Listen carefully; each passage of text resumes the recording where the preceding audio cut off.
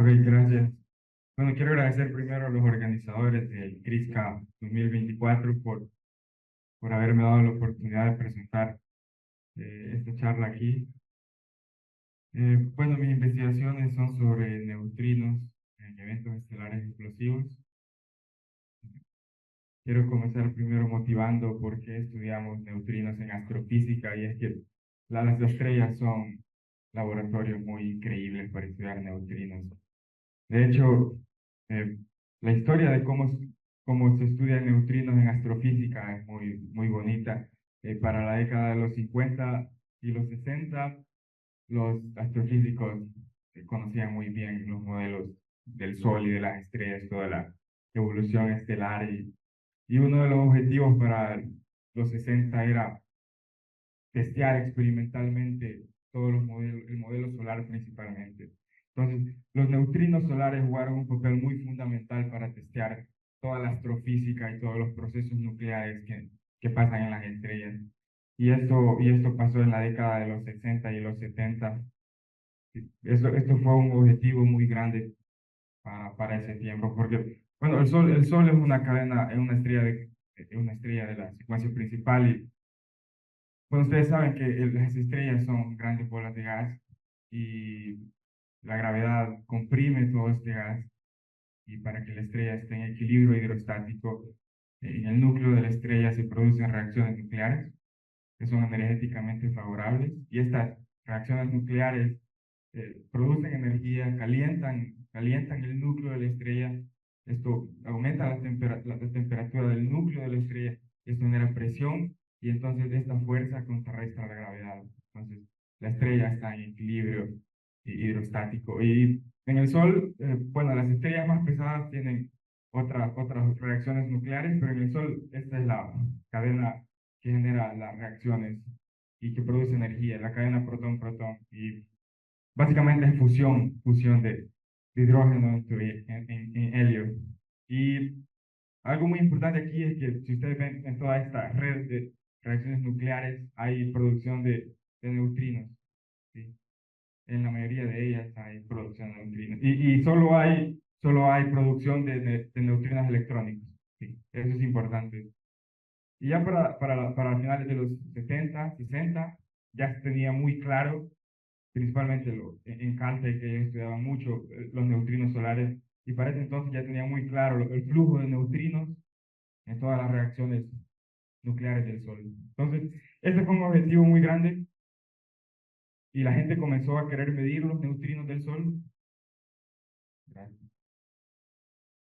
La gente comenzó a querer medir los neutrinos del Sol, y hubo un experimento muy importante se llama Homestake Experiment en Dakota del Sur. David Raymond fue el primero que detectó neutrinos solares, y para sorpresa de David Raymond solo se detectaron eh, aproximadamente un tercio de los neutrinos que se esperaban. Entonces, esto fue lo que se conoció como el problema de neutrinos solares. Aproximadamente un tercio de los neutrinos predichos por el modelo estándar solar no se detectaron. Entonces, eh, hicieron más experimentos. Había gente que pensaba que el modelo estándar solar estaba mal, que no entendíamos los procesos astrofísicos del Sol, pero a medida que se detectaron más neutrinos, se dieron cuenta que no, los modelos solares estaban bien. Incluso si cambiábamos parámetros de los modelos solares, esto no afectaba mucho lo que el modelo predecía, pero la gente comenzó también a discutir sobre la física de neutrinos, sobre nuestra comprensión de estas partículas. Y el problema de los neutrinos solares se solucionó básicamente detectando todos los sabores de neutrinos, porque los primeros experimentos solo detectaban neutrinos electrónicos, pero ya para la década, para los 2000, hubieron dos experimentos: Sudbury Neutrino Observatory y Superkamekande, este en Japón y este en Canadá. Y si ustedes ven aquí, el eje horizontal es el flujo de neutrinos electrónicos, y el eje vertical es el flujo de neutrinos muónicos y tauónicos. Y aquí hay varias barras de diferentes interacciones, corrientes cargadas. La barra de rayas es la predicción del modelo estándar solar. Entonces, el flujo total de neutrinos del Sol está bien.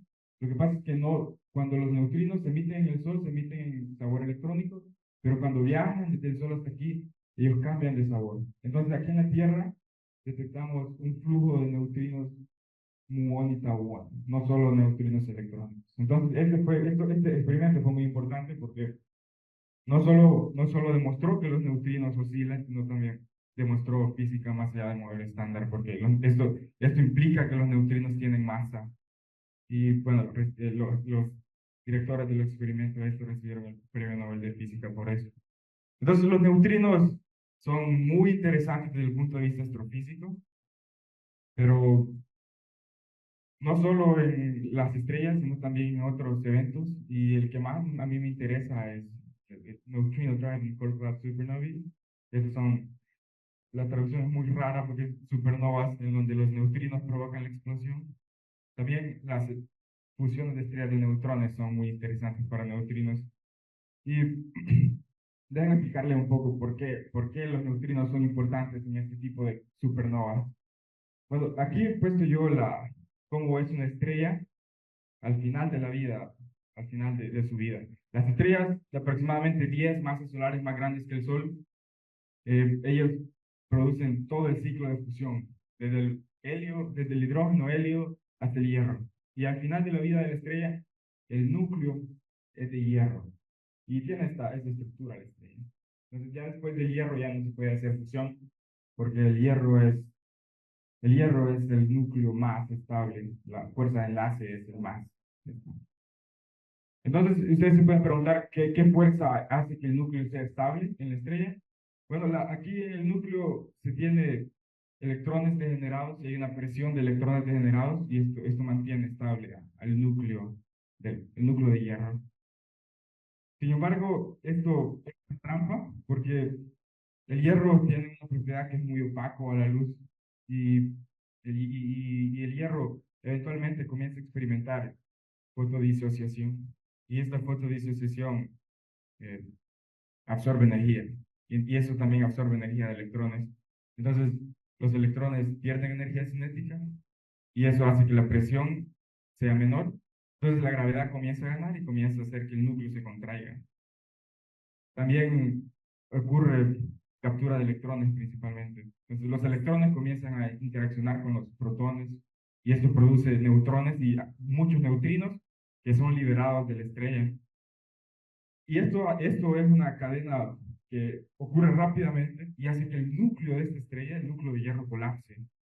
Entonces el núcleo comienza a colapsar, la gravedad comienza a hacer que el núcleo colapse, hay más fotodisociación de hierro, los electrones son más capturados por los protones, se producen neutrinos y la presión de degenerancia decrece, el núcleo colapsa más y más y más, el núcleo colapsa hasta que el núcleo de hierro alcanza la densidad nuclear, la densidad en la que los protones y los neutrones están muy juntos y esto se convierte en una protoestrella de neutrones, ¿sí?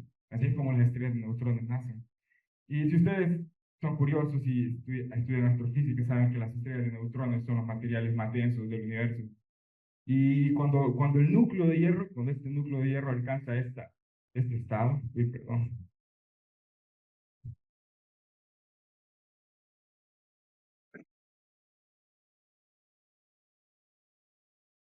cuando este núcleo de hierro alcanza es una protoestrella de neutrones, las capas que están cayendo, porque acuérdense que el núcleo está colapsando, las capas que están cayendo básicamente rebotan en esta protoestrella de neutrones y eso ocasiona una onda de choque, ¿sí?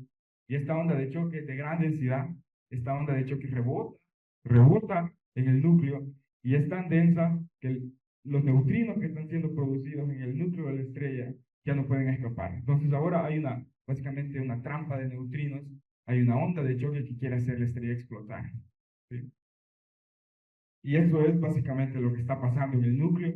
Hay una protoestrella de neutrones que está siendo enfriada por reacciones nucleares donde se producen muchos neutrinos, principalmente captura de electrones, que producen neutrones y neutrinos, porque la protoestrella de neutrones va a ser eventualmente principalmente neutrones, por supuesto. Y luego se está siendo enfriada, pero estos neutrinos, porque esto es tan denso que no pueden escapar, entonces los neutrinos inyectan energía en esta región y esa energía produce convección y esa convección hace que la onda de choque se caliente y básicamente eso hace que la estrella explote.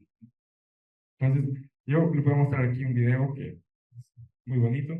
Este video fue producido en la Universidad de Tennessee y el Laboratorio Nacional de Oak Ridge y no ha sido publicado, entonces ustedes van a ser uno de los primeros que lo ven. Yo me lo dieron por comunicación interna. Entonces, esta es una de las simulaciones más modernas de cómo una estrella, una supernova explota.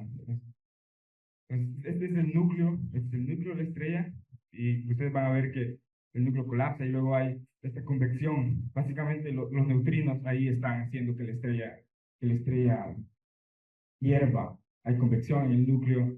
Y bueno, eventualmente esta convección hace que la estrella explote. ¿Sí? Y esa es la supernova. Es una simulación muy bonita. Esto no solo es neutrinos, es más cosas porque estas simulaciones son muy caras computacionalmente. Ahí hay relatividad general, hay también la hidrodinámica debe de ir acoplado con los neutrinos y también hay procesos nucleares que están pasando ahí. Entonces son simulaciones y códigos que toman muchos años en hacerlo. Entonces, los neutrinos básicamente son el mecanismo de explosión de la estrella.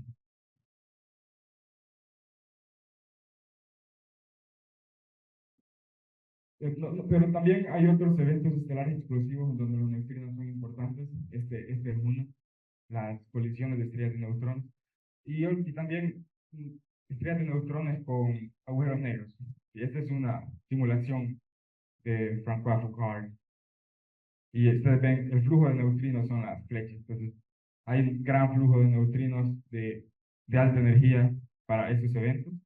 Y los neutrinos aquí son importantes también porque los neutrinos básicamente controlan la cantidad de protones y electrones. Y la nucleosíntesis, nosotros, bueno, es lo que se acepta actualmente es que en las estrellas de neutrones es donde se producen los elementos más pesados del universo. Entonces, ahí es donde creemos que pasa la nucleosíntesis.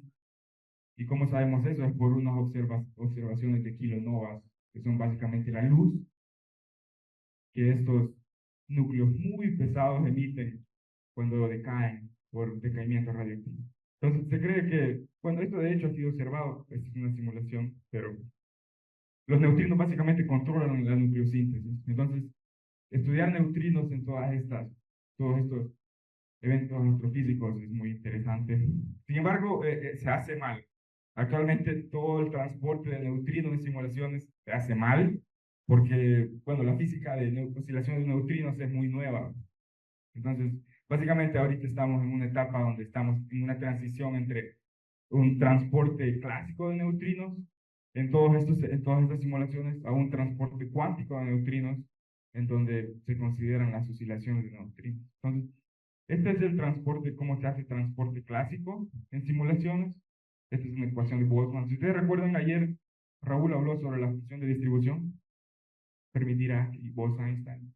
Bueno, para neutrinos, esta ecuación es básicamente cómo esa función de distribución cambia con el tiempo y con el espacio también, porque aquí hay un término que es de advección que considera que el espacio no es homogéneo dentro de una estrella. Entonces, si aquí tenemos equilibrio, esta función, esta F va a ser Fermi-Dirac, pero en astrofísica, no, las estrellas que están explotando no están en equilibrio, entonces hay que evolucionar todo esto. Y hay una de estas por cada sabor de neutrinos, electrón, muón y tauón. Esto es lo que se considera neutrino clásico genérico, transporte clásico de neutrinos. Bueno, ahora lo que se quiere hacer es ir al siguiente nivel de transporte de neutrinos, y ahora es neutrino cuántico genérico. Entonces, ahora ya no tenemos una función de distribución, ahora tenemos una matriz de densidad. Y esto básicamente es cómo se representa un ensamble cuántico de neutrinos. Los términos diagonales de esta matriz de densidad son básicamente la función de distribución que Raúl habló ayer, pero los diagonales son la coherencia cuántica entre los sabores. ¿Sí? Y aquí hay dos términos muy importantes. Esta C son interacciones incoherentes de neutrinos, las interacciones que cambian los momentos de los neutrinos, y el H es el hamiltoniano de las interacciones que preservan la coherencia cuántica.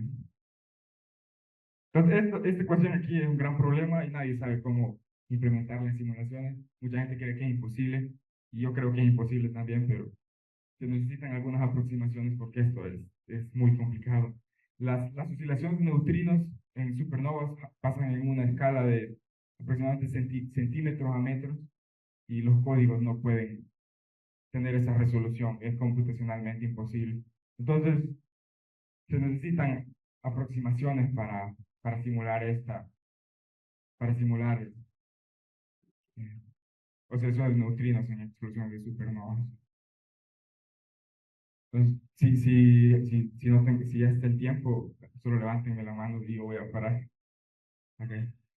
Entonces, una técnica muy utilizada para estudiar las oscilaciones de neutrinos en simulaciones es un análisis de estabilidad lineal, porque tenemos que preguntarnos si el transporte cuántico de neutrinos realmente es necesario. ¿Y cómo investigamos eso? Es a través de un análisis de estabilidad lineal. Aquí tenemos la matriz de densidad, que los diagonales indican el sabor de los neutrinos, y los no diagonales indican la coherencia cuántica. Entonces, si el diagonal aumenta, eso significa que los neutrinos son una superposición cuántica de estados de sabor. Pero si los diagonales son cero, eso indica que el transporte clásico de neutrinos es suficiente.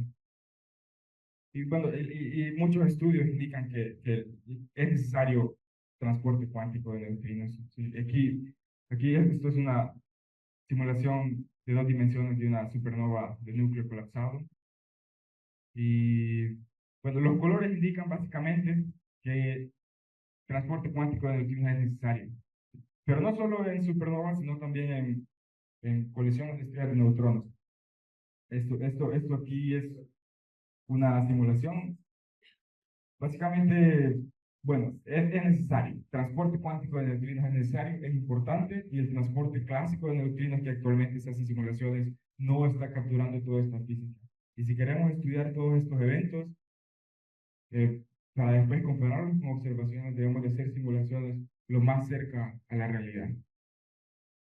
Entonces, yo trabajo con un código que se llama IMU, fue desarrollado en los laboratorios de Berkeley por mi asesor, Shego Richards, y pueden preguntar más sobre el código porque no tengo mucho tiempo, pero si ustedes preguntan, voy a hablar más. Y quiero mostrarles un reciente progreso que hice este semestre.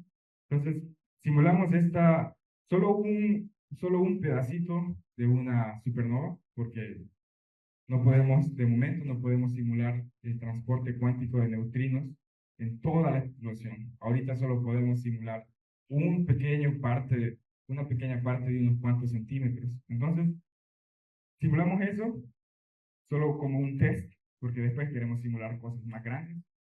Entonces, esas son las densidades que simulamos, y los flujos son cero porque establecimos isotropía y homogeneidad. Y quiero explicarles qué es lo que pasa cuando solo hay colisiones y cuando solo hay hamiltonianos. Entonces, cuando solo hay colisiones, ustedes saben que cuando un sistema cuántico donde solo hay colisiones, hay decoherencia. A ver, ya no tengo tiempo, entonces si hacen preguntas voy a seguir hablando. Gracias por su atención.